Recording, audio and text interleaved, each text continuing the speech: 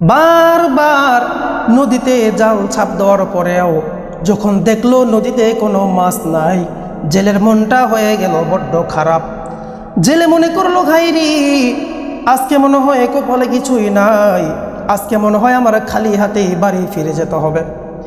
জাল গুছিয়ে নিল সে বাড়ির দিকে রওনা হওয়ার জন্য, কিন্তু শেষবারের মতো মনে করলো আরেকবারের মতো না হয় একবার শেষ একটা চেষ্টা করেই দেখি, কপালে যদি কিছু থাকে তাহলে থাকবে, না হলে আজকে খালি হাতেই রওনা দিব বাড়ির দিকে। শেষবারের মতো যখন সে তার জাল নদীতে ফালাইলো, জাল টানার সময় দেখে জালের মধ্যে কি যেন একটা ভারী ভারী লাগে, একটু ভারী ভারী মনে হয়। যখন সে জালটা উপরের দিকে তুলল, দেখলো জালের মধ্যে তো কোনো মাছ নাই, কিন্তু মাছের পরিবর্তে কি যেন একটা পাথরের মতো দেখা যায়। ওটা যখন একদম সামনে চলে আসলো, জেলের দুই চোখ কপালে উঠে গেল। জেলে মনে করলো, ভাই রে এটা আবার কি? কিন্তু যখন সে হাতের মধ্যে নিয়ে দেখলো এটা সাধারণ কিছু নয়, এটা সাধারণ কিছু নয়, এটা একটা স্বর্ণের পাথর, খাঁটি স্বর্ণের একটা পাথর। এই পাথর নিয়ে জেলে এবার দৌড়ে গেল বাড়ির দিকে।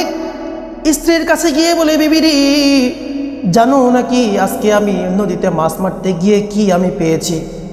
বিবি বলে, কি পেয়েছো? যখন সে ওটাকে বিবির সামনে ধরলো, বিবি দেখে বিবিরও দুই চোখ কপালে উঠে গেল। বিবি বলল, স্বামী গো, মনে হয় আমাদের ভাগ্যর চাকা ঘুরে গিয়েছে, আমাদের ভাগ্য খুলে গিয়েছে। স্বামী গো আমার, যাও যাও তাড়াতাড়ি যাও, এই স্বর্ণের পাথর বিক্রি করে আমাদের জীবন বদলানোর ব্যবস্থা করে ফেলো। ওই জেলে এবার এই স্বর্ণের পাথর নিয়ে দৌড়ায়। এক পর্যায়ে একজন স্বর্ণকারের দোকানে গেল। স্বর্ণকারের দোকানে গিয়ে বলে, ভাই এই স্বর্ণের পাথর তোমার কাছে বিক্রি করতে চাই, বলো এর বিনিময়ে আমি কত টাকা পাবো। ওই স্বর্ণকার যখন পাথরটা হাতে এনে দেখলো এটা তো সাধারণ কোনো স্বর্ণের পাথর নয়, এটা তো একদম খাঁটি স্বর্ণের পাথর। ওই স্বর্ণকার তখন বলল, ভাই আমার জায়গা জমি, আমার বাড়ি গাড়ি, আমার দোকান, আমার ব্যবসা বাণিজ্য সব কিছু বিক্রি করেও যদি আমি এটার জন্য অর্থ জোগাড় করি, তারপরেও আমি তোমার এই স্বর্ণের পাথরের মূল্য আমি পরিশোধ করতে পারবো না। তুমি একটা কাজ করো, তুমি এই স্বর্ণের পাথর এই দেশের বড় বড় স্বর্ণ ব্যবসায়ীদের কাছে নিয়ে যাও, তারা হয়তোবা তোমার এই পাথরটা কিনে নেওয়ার সক্ষমতা রাখে।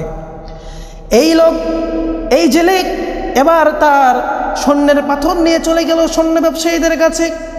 তাদের কাছে গিয়ে বলে, ভাই গো, আমার এই স্বর্ণের পাথর তোমাদের কাছে আমি বিক্রি করতে চাই, বলো এর বিনিময়ে আমি কি পাবো? ওই স্বর্ণের ব্যবসায়ীরা বলল, তোমার এই স্বর্ণের পাথর আমরাও কিনতে পারবো না গো, তোমার এই স্বর্ণের পাথর একমাত্র এই দেশের বাদশাহী কিনতে পারবে। তুমি এই দেশের বাদশার কাছে যাও, তার কাছে তুমি এই স্বর্ণের পাথর বিক্রি করতে পারবে, আমরা এই স্বর্ণের পাথর কেনার সক্ষমতা রাখি না। এবার ওই জেলে দৌড়ে গেল বাদশার কাছে, গিয়ে বলে, জাহাপনা আমার এই স্বর্ণের পাথর আপনার কাছে বিক্রি করতে চাই, বলুন এর বিনিময়ে আমি কি পাবো? বাদশা যখন ওই স্বর্ণের পাথরটা হাতে নিয়ে দেখলো, বাদশা বলল, ঠিক আছে, আমি তোমার এই স্বর্ণের পাথর রাষ্ট্রীয় সম্পদ হিসাবে আমি কোষাগারে সংরক্ষণ করে রেখে দিব, এর বিনিময়ে আমি তোমাকে এমন একটা সুযোগ দিব গো, যে তোমার জীবন বদলে ফেলার মতো তুমি একটা সুযোগ, তুমি একটা অফার পেয়ে যাবে। এবার ওই জেলেকে বলা হলো, আমি 1 ঘন্টার জন্য তোমাকে আমার রাষ্ট্রের কোষাগারের মধ্যে ঢুকিয়ে দিব, এবং তোমার জন্য সময় নির্ধারণ থাকবে মাত্র 1 ঘন্টাই। ওই 1 ঘন্টার মধ্যে তুমি ওই কোষাগার থেকে যতগুলো সম্পদ বের করে আনতে পারবে, সবগুলো সম্পদ তোমার হয়ে যাবে।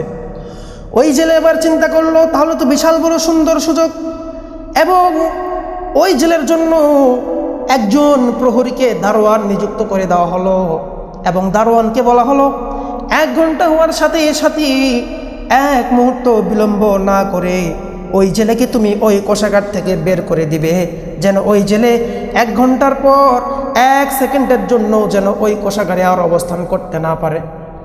সময় শুরু হয়ে গেল এবং দারোয়ানও নিযুক্ত করে দেওয়া হলো।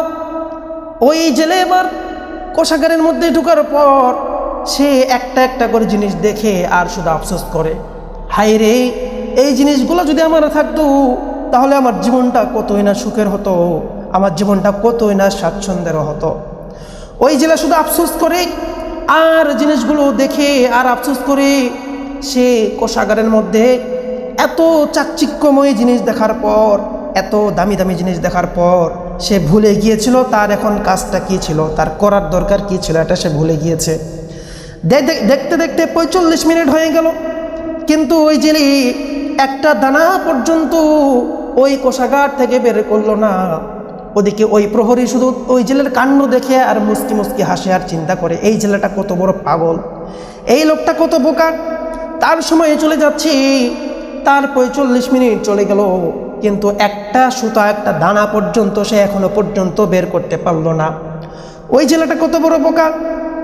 কিন্তু এই প্রহরীর কোনো অধিকার নাই, কোনো চান্স নাই ওই জেলেকে সতর্ক করে দেওয়ার জন্য। দেখতে দেখতে 55 মিনিট হয়ে গেল, কিন্তু ওই জেলে কোনো কিছুই বের করতে পারলো না। সে শুধু আফসোস করে আর চিন্তা করে, হাইরে এই জিনিসগুলো যদি আমার থাকতো তাহলে আমার জীবনটা কতই না সুখের হতো। কিন্তু ওই বোকা জেলে এটা ভুলে গিয়েছিল যে ওই জিনিসটা যদি সে ওখান থেকে বের করে নিয়ে আসতে পারে তাহলেই তো ওই জিনিসটা তার হয়ে যায়। এই জিনিসটাই তার মাথা থেকে বের হয়ে গিয়েছিল, সে ভুলে গিয়েছিল। দেখতে দেখতে যখন 1 ঘন্টা হয়ে গেল, সাথে সাথে ওই দারোয়ান, ওই প্রহরী তাকে হাত ধরে তাকে ওই কোষাগার থেকে বের করে বাইরে নিয়ে চলে আসলো। বাইরে আসার পরে ওই বোকা জেলে হাউমাউ হাউমাউ করে কান্না জুড়ে দিল আর চিন্তা করছে, হায়রে আমি এটা কি করলাম, আমাকে যে 1 ঘন্টা সময় দেওয়া হয়েছিল, আমাকে যে 1 ঘন্টা সময় দেওয়া হয়েছিল ওই কোষাগার থেকে মালামাল বের করার জন্য, কিন্তু আমি তো আমার এই 1 ঘন্টাকে পুরো বরবাদ করে দিলাম, আমি তো কিচ্ছুই বের করতে পারলাম না। মুসলমান ভাইরা আমার গভীর মনোযোগ, আমাদের অবস্থা হয়েছে ঠিক ওই জেলের মতো। ওই জেলে কোষাগারে ঢোকার পর যেমন ভুলে গিয়েছিল তার কি উদ্দেশ্য, তার কাজটা কি হবে, আমরা দুনিয়াতে আসার পর ভুলে গিয়েছি আমাদের কাজটা কি, আমাদের উদ্দেশ্যটা কি। ওই জেলেকে যেমন 1 ঘন্টার জন্য একটা কোষাগারের মধ্যে ঢুকানো হয়েছিল এবং সুযোগ দেওয়া হয়েছিল 1 ঘন্টার মধ্যে সে যা কিছু বের করতে পারবে সব কিছুই তার হয়ে যাবে, ঠিক তদ্রূপভাবে আপনার আমার মালিক আল্লাহ জাল্লা জালালুহু ওয়া আম্মা নাওয়ালুহু আপনাকে আমাকেও এই দুনিয়া নামক স্টোর রুমের মধ্যে, এই কোষাগারের মধ্যে পাঠাইছে কিছু আমল, কিছু আখলাক, কিছু আমল করার জন্য। ওই জেলের জন্য যেমন নির্দিষ্ট একটা সময় ছিল 1 ঘন্টা, ঠিক তদ্রূপভাবেই আপনার আমার জীবনের জন্য 50 বছর, 60 বছর, 70 বছর, 80 বছরের একটা জিন্দেগির সময় আল্লাহ তাআলা নির্ধারণ করে দিয়েছে। ওই জেলের জন্য যেমন একজন দারোয়ানকে নিযুক্ত করা হয়েছিল, ঠিক তদ্রূপভাবে আপনার জন্য আমার জন্য একজন দারোয়ানকে নিযুক্ত করা হয়েছে। আপনার আমার সময় শেষ হয়ে গেলেই আমাদেরকেও এই স্টোর রুম থেকে, এই দুনিয়া থেকে বিদায় নিয়ে চলে যেতে হবে। কিন্তু ওই জেলে যেমনভাবে ভুলে গিয়েছিল তার কাজ কি, তার উদ্দেশ্য কি, তদ্রূপভাবে আপনি আমিও ভুলে গিয়েছি আমাদের উদ্দেশ্যটা কি, আমাদের কাজটা কি। আপনার আমার জন্য যেই দারওয়ানকে নিযুক্ত করা হয়েছে সে আর অন্য কেউ নয় গো, সে হলো মালাকুল মউত হযরতে আজরাইল আলাইহিস সালাম।